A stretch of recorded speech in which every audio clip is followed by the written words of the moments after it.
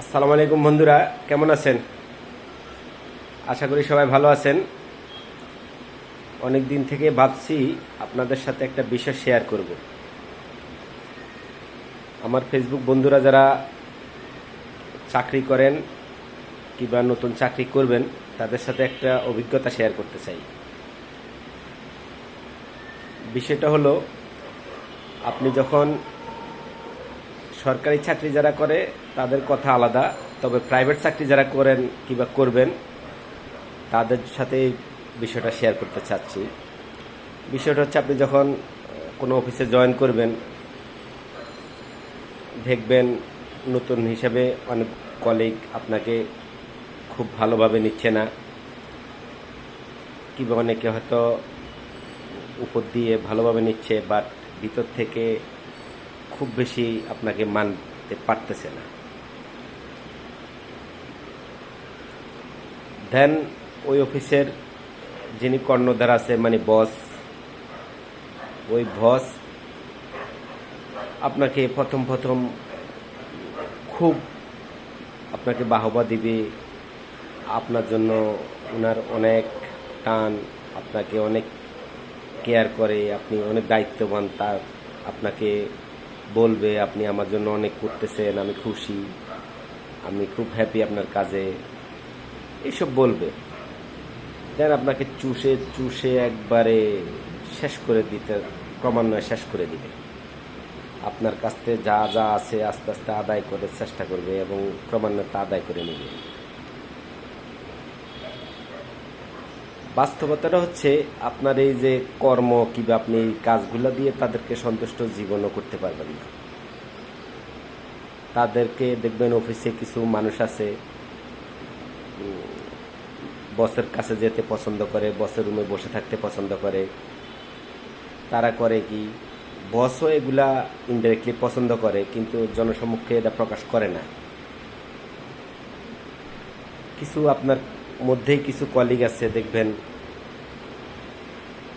তেল চেনেন, তৈল মর্দন যাকে বলে আর কি। এটা সরিষার তেল, কিংবা আমরা যারা তেল ব্যবহার করি কিংবা রান্না করি, এই সমসাময়িক এই তেল না। এই তেলটা হচ্ছে আধ্যাত্মিক তেল। এটা এইভাবে হয়তো মালিশ করে, অথবা কোথায় কোথায় কোথায় মালিশ করে আমি জানি না। তো এই তেল মর্ধন করে। যেমন আমি একটা উদাহরণ দেই, আপনি আপনার বসের রুমে গেছেন, বসের রুমে বসলেন,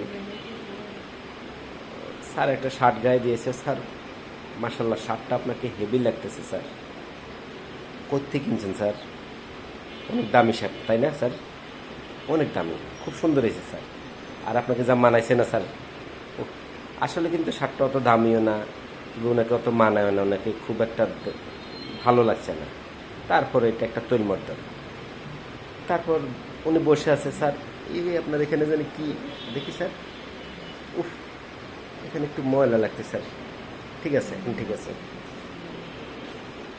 কিছু খবিশ লোক আছে, আবার খবিশ বসও আছে, ওই সামনে বসে, আপনার সামনে বসে, ইস ময়লা, আল্লাহ আল্লাহ স্যার কোথায় পেলাম, আমার হাতের দেন স্যার, আমার হাতের দেন, এই কইয়া নিয়ে নিজের পকেটে ঢুকাই রাখতে রাজি। এটাও এক ধরনের তৈলমর্দন। এবং এই ধরনের লোক বিভিন্ন অফিসে অ্যাভেল আছে। এইসব লোকগুলা থেকে সাবধানে থাকবেন, এবং যদি পারেন প্রাইভেট চাকরি যারা করেন এই পন্থাগুলো শেখার চেষ্টা করবেন। যদি শিখতে পারেন, আপনার চাকরির যত বেশি শিখতে পারবেন, চাকরির লংজিভিটি তত বাড়বে। আর আপনি এর সাথে শিখতে পারবেন না কিংবা এগুলা রপ্ত করতে পারবেন না, তাহলে আপনি টিকবেন না, কোনো দিনও কোনো প্রাইভেট কোম্পানিতে টিকবেন না, কাজ দিয়ে টিকবেন না। আপনার বস হয়তো বলবে যে 6 আর 3 10। জি স্যার, জি জি জি 10 স্যার, হ্যাঁ 10।